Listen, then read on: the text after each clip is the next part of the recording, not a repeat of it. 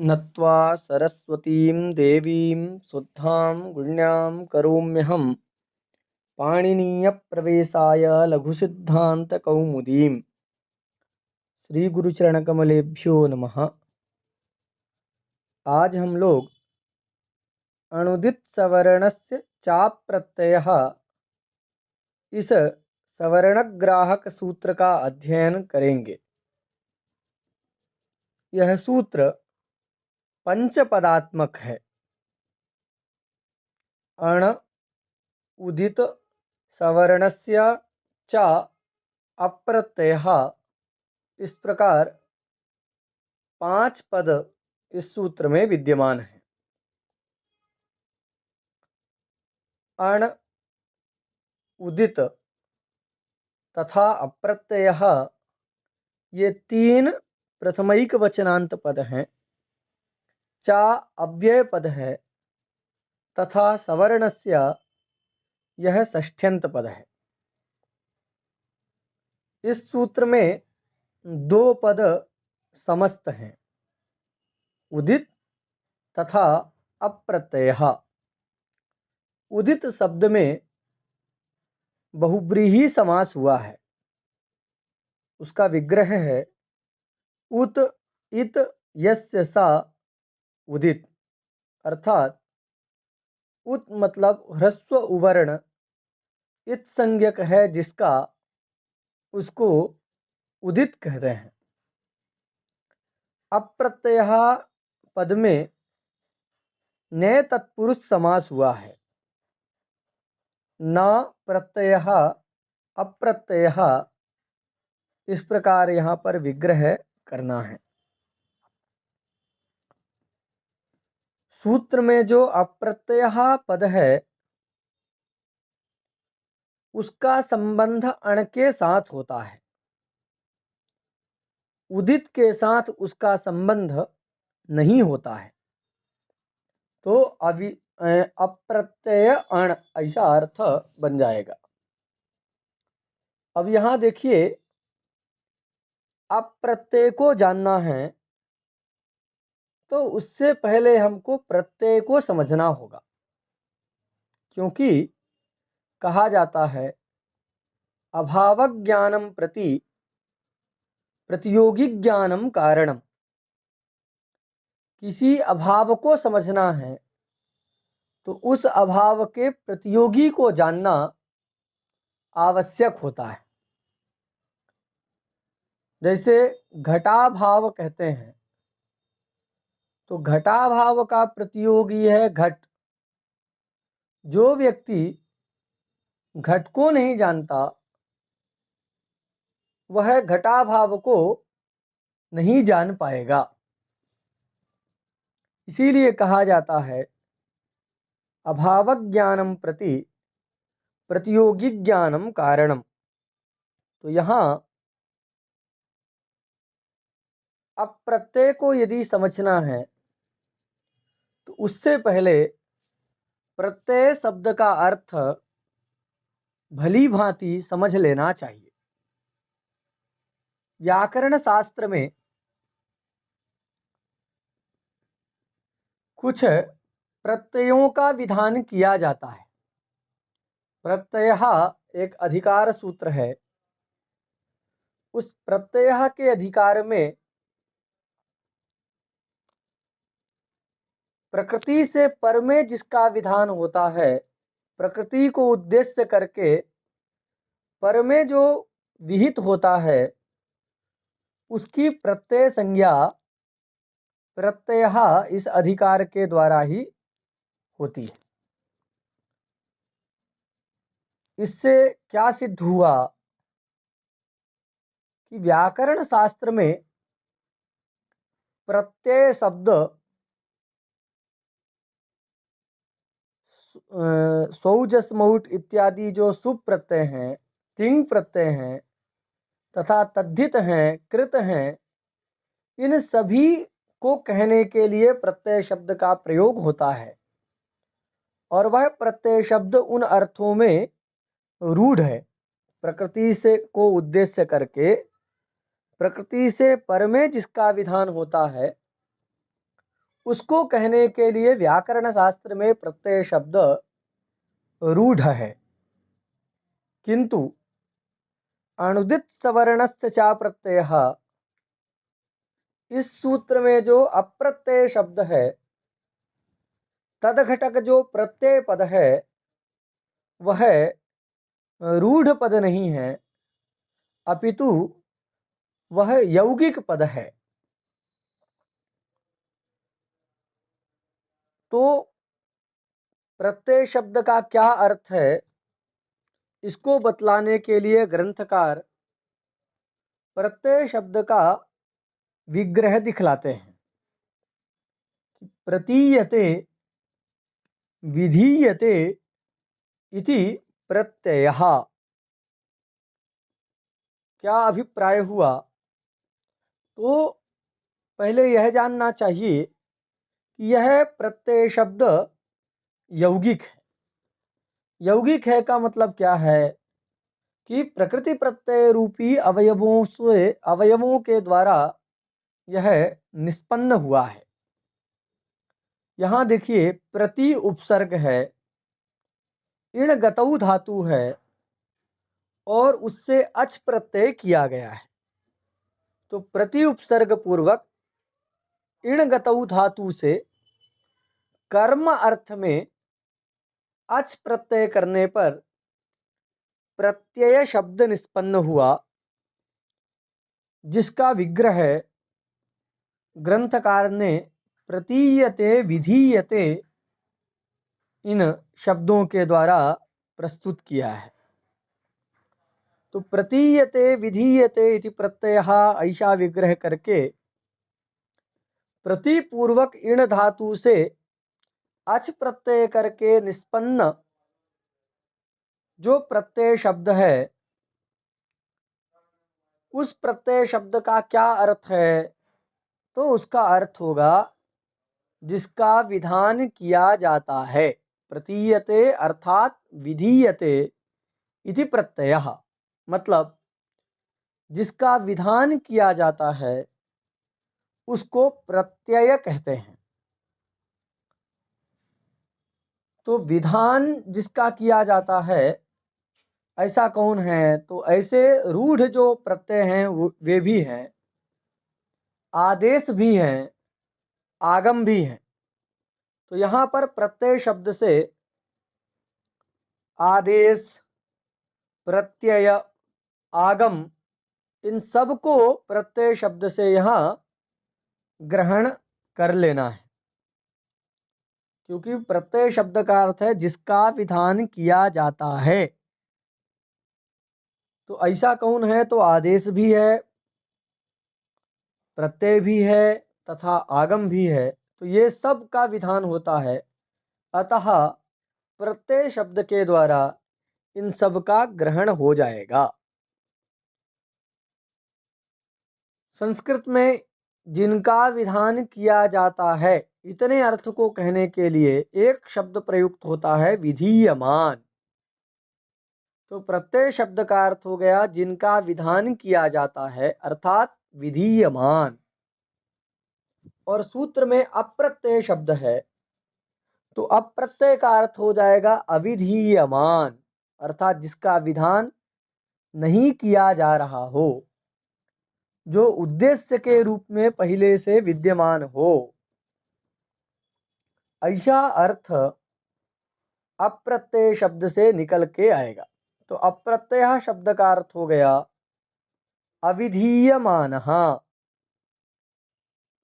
और यह अविधीयमान जो अर्थ है, यह अर्थ अण में अन्वित होता है। यह अण का विशेषण है, उदित का विशेषण नहीं है। तो क्या अर्थ करेंगे? अविधीयमान अण तथा उदित, इतना अर्थ अभी निष्पन्न हुआ। एक पद है सवर्णस्य।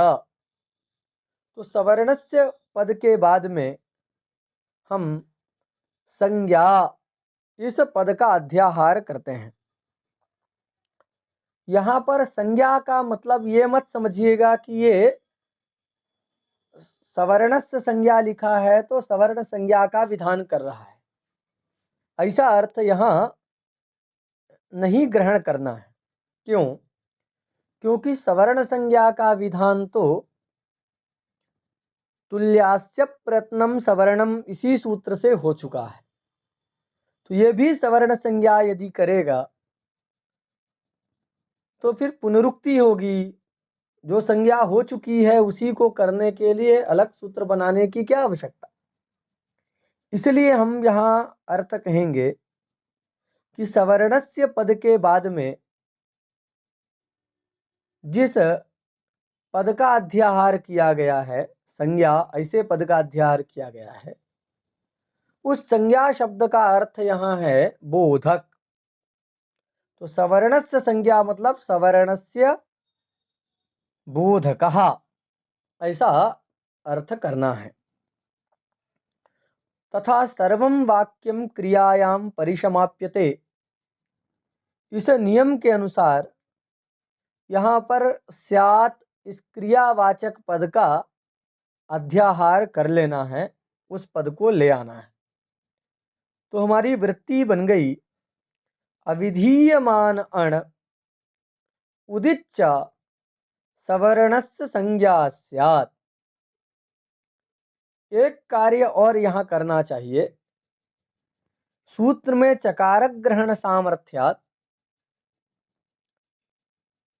स्वम रूपम शब्दस्या शब्द संज्ञा, इस सूत्र के द्वारा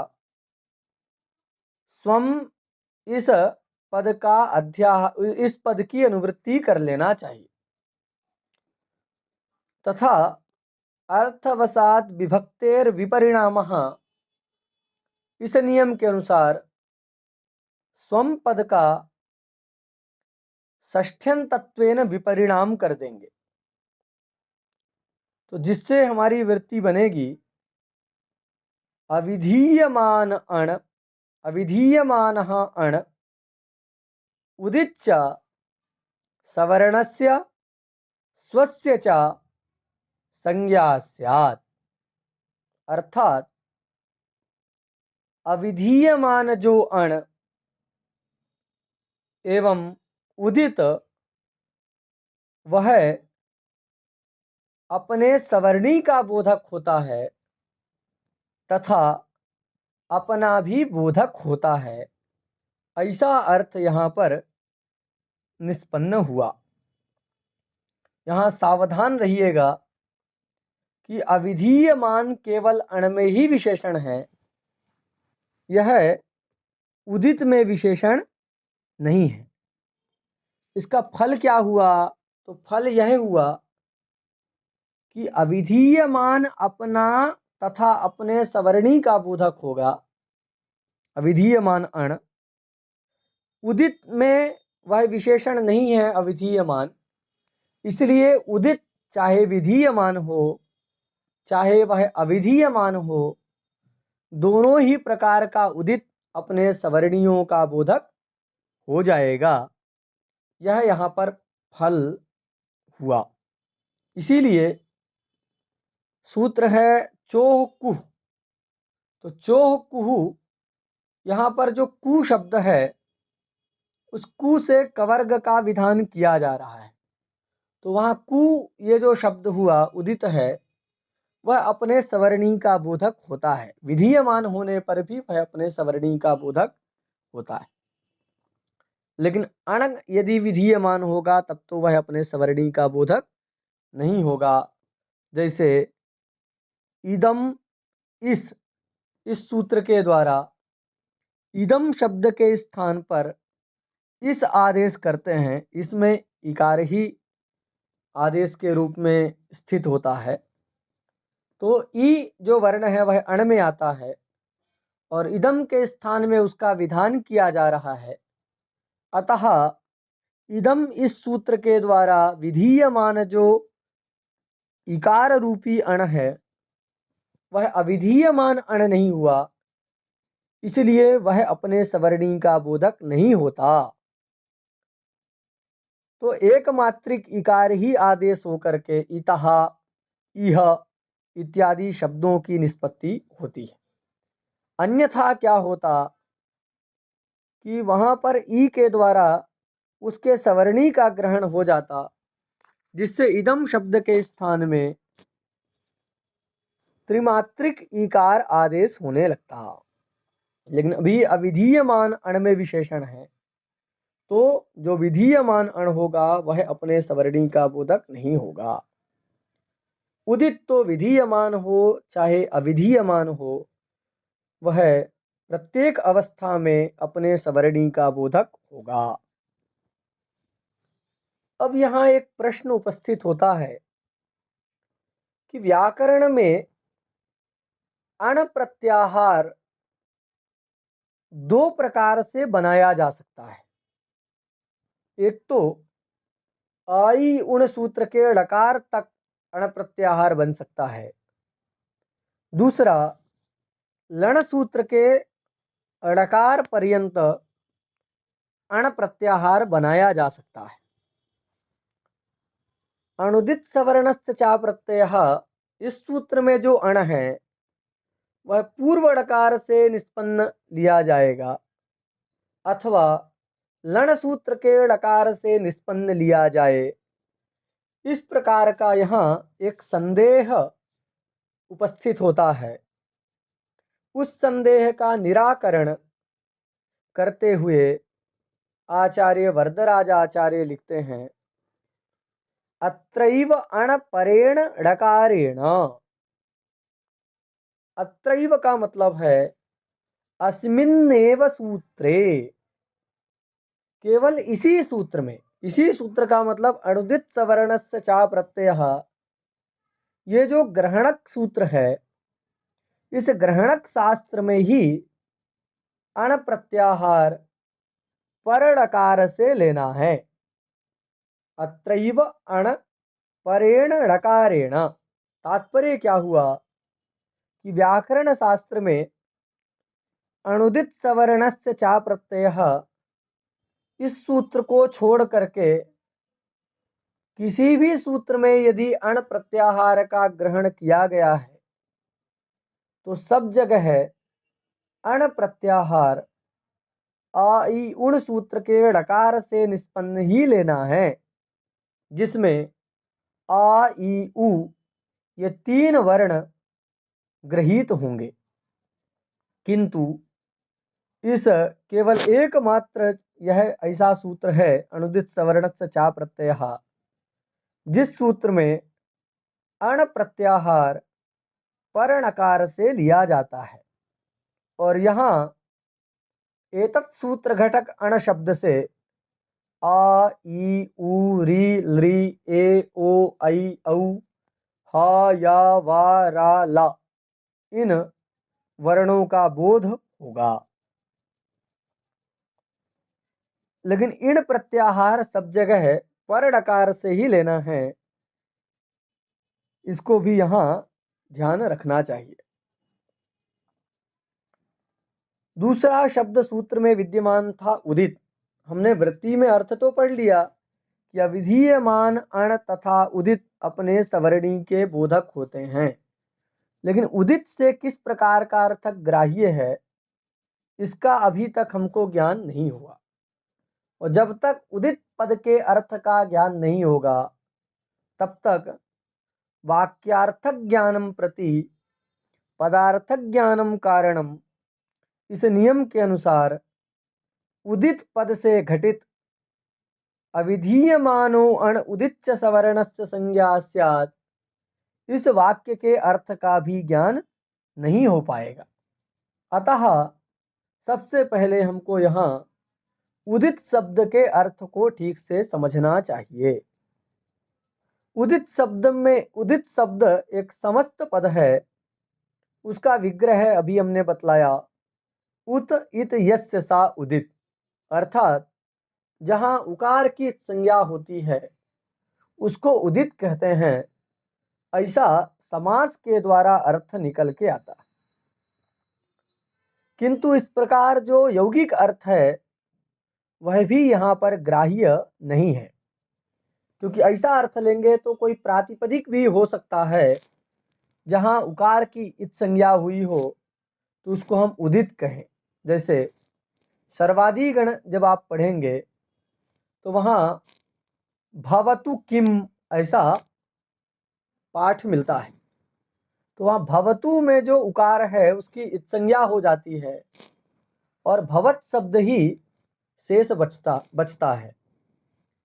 तो वह भवत जो प्रातिपदिक है वहाँ उकार की इत संज्ञा हो गई तो वह भी उदित कहला गया। तो यहाँ पर उदित शब्द से तो प्रातिपदिक का ग्रहण नहीं करना है। उसी प्रकार कुछ ऐसी धातुएं हैं जिन धातुओं के उकार की संज्ञा होती है। कमुकांतौ, तो कमुकांतौ क्रमुपाद विक्षेपे, इन सभी धातुओं में उकार की संज्ञा होती है तो ये धातु भी उदित हो जाएंगी। इदमस्थमुः किमश्च, इन सूत्रों से विहित जो थमु प्रत्यय है, इत्थम कथम, इन प्रयोगों में थमु प्रत्यय हुआ है। तो इत्थम और कथम में जो थमु प्रत्यय हुआ है, इदमस्थमु तथा किमश्च, इन सूत्रों के द्वारा, तो थमु प्रत्यय में उकार की संज्ञा हो जाती है तो वह थम बचता है और वह थम भी कैसा हो गया, उदित हो गया। तो यदि सूत्र घटक उदित शब्द से उत इत यस्य सा उदित, अर्थात जिसके उकार की संज्ञा हुई है उसको उदित कहते हैं, इस प्रकार का यौगिक अर्थ ले लिया जाए तो प्रातिपदिक भी उदित मिल रहा है, धातु भी उदित मिल रहा है एवं प्रत्यय भी उदित मिल रहा है। किंतु उनका ग्रहण करना यहाँ अभिप्रेत नहीं है, उससे इष्ट की सिद्धि नहीं होगी। अतः क्या कहेंगे कि अनुदित सवर्णस्य चा प्रत्ययः, इस सूत्र में जो उदित शब्द है वह उत इत यस्य सा उदित इस अर्थ में विद्यमान नहीं है। यह यौगिक शब्द नहीं है, अपितु उदित शब्द एक रूढ़ शब्द है। किन अर्थों में वह रूढ़ है तो ग्रंथकार उसका निर्देश करते हैं। कु चु टू तू पू एते उदितः, अर्थात कु चु टू तू पू, इन अर्थों में उदित शब्द रूढ़ है। उदित शब्द से इन्हीं को लेना है। ऐसा अर्थ लेने पर भी अभी सर्वेष्ट सिद्धि नहीं हो रही है। क्यों? क्योंकि अर्थ क्या हो रहा है, उदित अपने सवर्णी का ग्राहक होता है। उदित मतलब कु, चु, टू, तू, पू, ये सब उदित हैं, किंतु कु का तो कोई सवर्णी है ही नहीं, चू का तो कोई सवर्णी है ही नहीं। इसी प्रकार टू, तू, पू, इन वर्णों, इनका भी इस समुदाय का कोई सवर्णी है ही नहीं जिसके ये बोधक हो सकें। इसलिए क्या कहना होगा कि अनुदित सवर्णस्य चा प्रत्ययः, इस सूत्र में जो उदित शब्द है उस उदित शब्द की उदिताद्यवयव में लक्षणा है। उदित की उदित के आद्यवयव में लक्षणा है। तो उदित हो गए कु चु टू तू पू ये, और इनके आदि अवयव क्या हैं तो कु का आद्यावयव है ककार, चू का आद्यावयव है चकार, टू का आद्यावयव है टकार, तू का आद्यावयव है तकार, पू का आद्यावयव है पकार। तो उदित अपने सवर्णी के बोधक होते हैं। कहने का तात्पर्य कि ये जो कू चू टू तू पू ये उदित हैं, इनके जो आद्य अवयव हैं, आदि अक्षर हैं, वे अपने सवर्णी के बोधक होते हैं। ऐसा अर्थ ही यहाँ पर सूत्रकार को अभिप्रेत है। उदित सवर्णी के बोधक होते हैं मतलब उदिताद्यवयव जो का, चा, टा, ता, पा ये वर्ण हैं, ये ही अपने अपने सवर्णी के बोधक होते हैं तथा अपने भी बोधक होते हैं। ये स्वस्य को लाना यहाँ अत्यंत आवश्यक है। नहीं तो का सवर्णी कौन है तो खा गा घा ङ ये सवर्णी है, तो का से उसके सवर्णी का बोध तो हो जाएगा, ककार का बोध नहीं हो पाएगा। अतः का कहने से संपूर्ण कवर्ग का ग्रहण करना है। इसके लिए हमको स्वम पद की अनुवृत्ति ला करके अर्थ करना होगा कि अविधीयमानः अण उदिताद्यवयवश्च सवर्णस्य स्वस्य च संज्ञा स्यात्। अर्थात अविधीयमान जो अण है, आ ई उ री लृ ए ओ ऐ औ हा या वा रा ला, ये अविधीयमान यदि रहेंगे ये सब वर्ण, और उदित के आद्य अवयव जो का चा टा ता प ये हैं, वे सब अपने सवर्णी के तथा अपना अपने भी बोधक होते हैं। इस सूत्र को स्वीकार कर लेने से क्या फल सिद्ध हुआ, तो उसके लिए ग्रंथकार तदेवम से लेकर के इसका फल प्रतिपादित करते हैं कि जब अणुदित सवर्ण से चा प्रत्यय इस ग्रहणक सूत्र को बना दिया गया, तो जिस अण यदि विधीयमान नहीं है, अविधीयमान है, तो अपने सवर्णी का बोधक हो जाएगा। तो जैसे आ है, आ यदि उद्देश्य दल में प्रविष्ट है, उसका विधान नहीं किया जा रहा है, तो आ से अष्टादश वर्णों का बोध हो जाएगा। मतलब सप्तदश उसके सवर्णी हैं तथा स्व कहने से स्वयं आ गया। इसीलिए ग्रंथकार लिखते हैं आ इति अष्टादशानाम संज्ञा। संज्ञा का मतलब है बोध कहा। तो जो वर्ण समाम्नाय में आ उच्चरित है अथवा अन्यत्र कुत्रापि उद्देश्य दल में आ रहेगा, तो वह अष्टादश अवर्ण का बोधक होगा। तथे कारो कारु, तथैव तथा मतलब आकार की तरह ही, यथा अकारः अष्टादशानां संज्ञा तथा इकारोकारौ अष्टादशानां संज्ञे संज्ञौ, ऐसा जो है अभिप्राय निकलेगा कि जैसे आवर्ण अष्टादश अवर्ण का बोधक है, वैसे ही ई वर्ण और उ वर्ण भी अष्टादश इकार और उकार के क्रमशः बोधक होंगे। री और लृ वर्ण की परस्पर सवर्ण संज्ञा है। री लृ वर्णयोर मिथा सावर्णम वाच्यम इस वार्तिक के द्वारा। तो री से री के 18 भेद और लृ के 12 भेद उनका ग्रहण हो जाएगा। तो री 30 प्रकार के रिवर्णों का बोधक होगा। इसीलिए ग्रंथकार ने लिखा ऋकारस्त्रिंशतः। यहाँ पर भी संज्ञा शब्द को जोड़ लेना है कि ऋकारः त्रिंशतः संज्ञा, अर्थात रिवर्ण 30 प्रकार के रिवर्णों का बोधक होता है। एवं लृकारोपी, एवं मतलब तुल्य रीत्या, जैसे री त्रिंशत का बोधक है, ऐसे ही लृवर्ण भी त्रिंशतः संज्ञा, वे भी 30 प्रकार के वर्णों का बोधक होता है। यह तुल्य रीत्या ग्रंथकार ने कह दिया है। वस्तुतः ऐसे स्थल उपलब्ध नहीं होते हैं कि जहाँ पर लृ वर्ण के द्वारा री का ग्रहण किया जाता हो। इसलिए ये तुल्य रीत्या ग्रंथकार ने प्रवाह पतित न्याय से ही ऐसा कहा है, यह हमको जानना चाहिए। एचो द्वादशानाम, एच प्रत्याहार में आने वाले जो वर्ण हैं ए ओ ऐ औ, ये भी यदि अविधीयमान रहेंगे तो प्रत्येक वर्ण द्वादश वर्णों के बोधक होंगे। एकार भी द्वादश का बोधक होगा, ओकार भी द्वादश का बोधक होगा, ऐकार और औकार भी द्वादश प्रकार के अपने सवर्णियों के बोधक होंगे। तो एचो द्वादशानाम संज्ञा। आगे लिखते हैं अनुनासिक भेदेन यवला द्विधा। इस वाक्य के द्वारा अणग्रहण का भी प्रयोजन बतलाया। नहीं तो ग्रंथकार अच भी कह सकते थे। यदि स्वर वर्णों के विषय में ही बतलाना होता तो अजुदित सवर्णस्य चा प्रत्यय ऐसा सूत्र बना देते। अच ना कह करके अण क्यों कहा?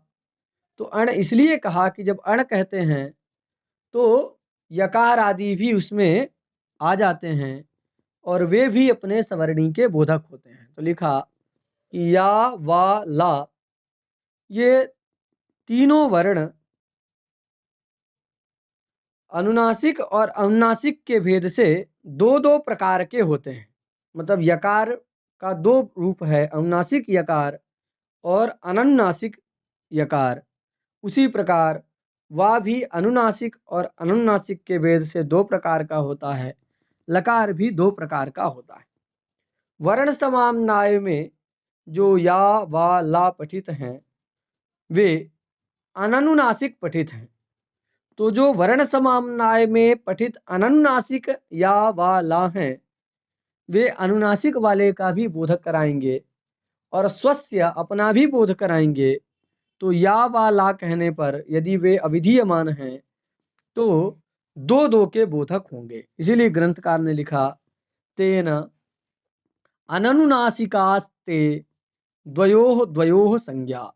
ध्यान दीजिएगा कि यदि अनुनासिक उच्चरित है या, वा, ला, ये तीन में से कोई भी यदि अनुनासिक उच्चरित हैं तो वे अनुनासिक उच्चरित हैं तो अननुनासिक के बोधक नहीं होंगे, क्योंकि वर्ण समाम्नाय में अनुनासिक अननुनासिक वाले पठित हैं, वही अण प्रत्याहार में आते हैं। तो वर्ण वर्ण समाम्नाय में जो अननुनासिक या, वा, ला पठित हैं वे प्रत्येक द्वयोः द्वयोः संज्ञा, वे दो दो के बोधक होते हैं।